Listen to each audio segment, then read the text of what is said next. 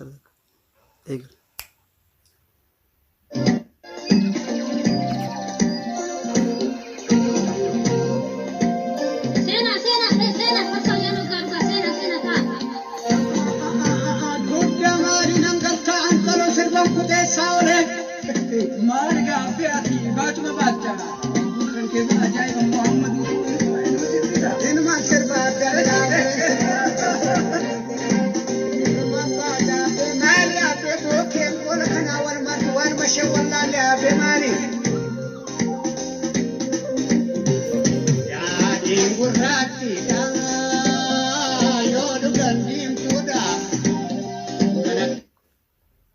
Hayyee obboleeyyan kiyyaa ilmaan Oromoodhaa addunyaarra jirtan marti keessanuu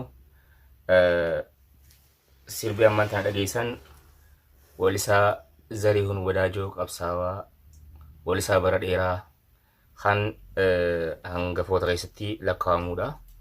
Walisaa Zarihuun Wadaajoo sirba isaa ammaan tana dhaggeeffachaa turre. Waniin viidiyoo kana qabadhee dhufeef maaliifi walistoonni keenya yeroo baay'ee hawaasaaf ifaa tahanii ofiif ammoo akka gartee shaamaatti baqaniitii hawaasaaf ifaa turan. Isaan kun dubbattoota hawaasaati. Fakkeenyaaf inni daldalaadha, kun barataadha, kun barsiisaadha. Hawaasni gartee wal keessatti gosa adda addaa qaba. Inni immoo dubbataa hawaasaati wallisaa jechuun.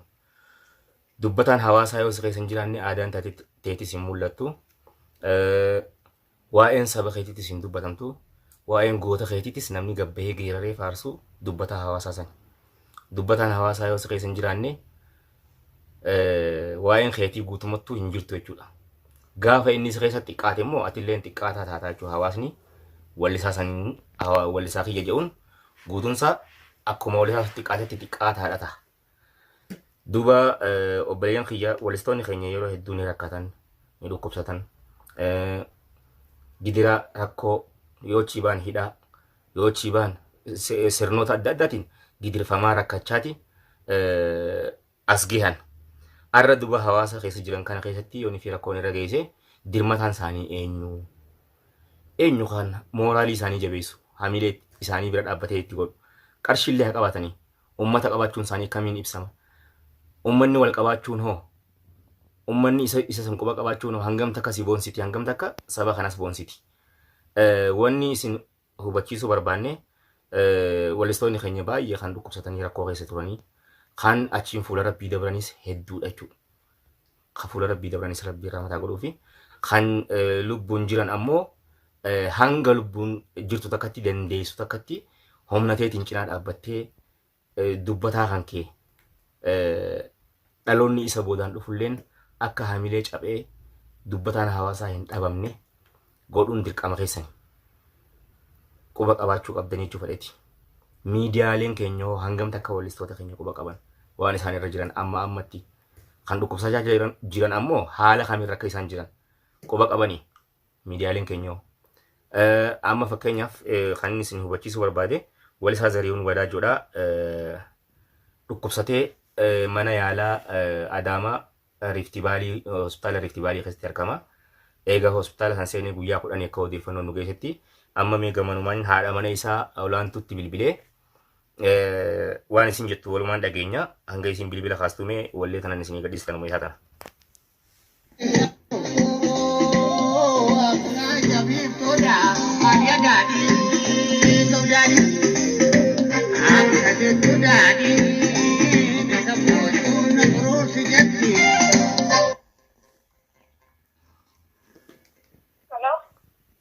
Hello, hello.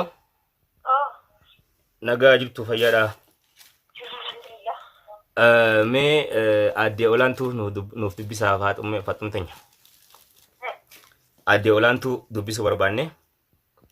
Haadha manaa Wallisaa Zarihuun Wadaajoo dubbisuu barbaanne. Itti nuuf kannaa meerota akka bilbila. Olaantuu teenya akkam nagaa jirtaa fayyaadha. Tolee video refu sirraa waraabee ture guun seenunarraa silkii wajjin dhaame saniif inni irra deebi'ee si dhufee ofattuu hubachiiseen ture.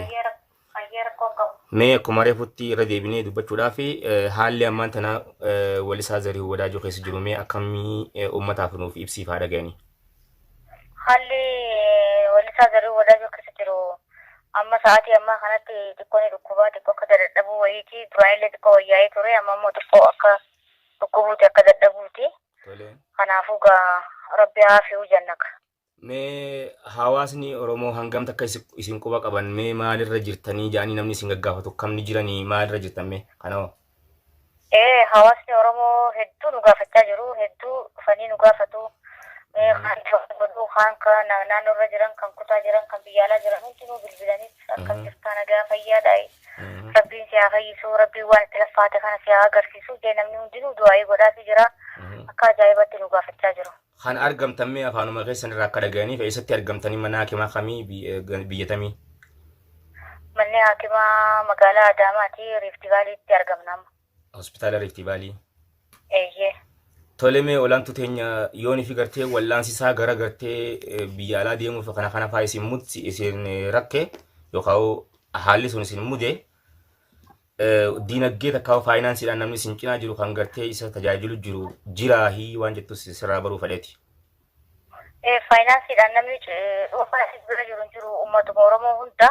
Uummatuma Oromoo hundaatitu yoo gartee asitti fayyuu baate biyya alaatti bakkuma isa madaalutti geessanii wallaanuudhaaf gaa uummatumaaf ganna malee wanni namni dhuunfaa gartee dhuunfatti kanaanii wallaanaa kanaaniin godha hajuu hin jiru garuu uummanni Oromoo bal'aan akka wallaanu abdii qabnaa jechuudha. Mee galatoomii olaantuu teenya wanni gartee dhaamsi ati uummataaf dhaamtu waa'ee walisaa zarii wadaajoo irra dhaabbattee fi haala fayyadabiinsa isaa kanarra dhaabbattee uummataaf wanni ati dhaamtu maali mee dhumarratti?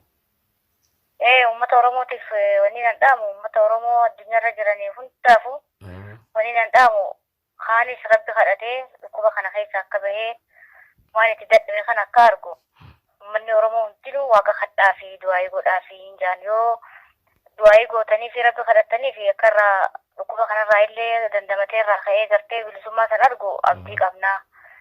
Wallaansa soo ta'e immoo uummanni Oromoo qarshii takka walitti baasee bakka isa madaalu hundaa'uu geessee akka wallaanee nama kanarraa akka eebba fudhatuun uummata Oromootiif dhaama. Mee dhumarratti olaantuu teenya yoo namni faayinaansiin isin deeggaruu barbaadu faan jiraate karaa kamiin isin argachuu danda'a? Karaa nu argachuu danda'uun akkaawuntiin keenya qilleensarra ni jira. Karuma saniin nu argachuu danda'a. Tambuukii wajjin suuraa kaastanii na argitan san? Karuma saniin nu argachuu danda'a. Tole galatoomii haadha manaa weellisaa qabsaawaa Zarihuun Wadaajoo addee olaantuu nagaan nu turaa nutillee deebine isin hubannaan isin ja'a. Ayyee nagaan nu turaa galatoomaan isin ja'a. Ayyee. Duba uummata keenya haalli ammaan tana gartee keessatti argaman namni kun ifin himu malee akka keessaa rabbumatu beekaa. Haa ta'u garuu osoo isaan diinagdeellee qabaatanii hamileedhaaf uummanni alagaan maal nuun jetti warreen biraa ija akkamiin nu laalan kan jedhus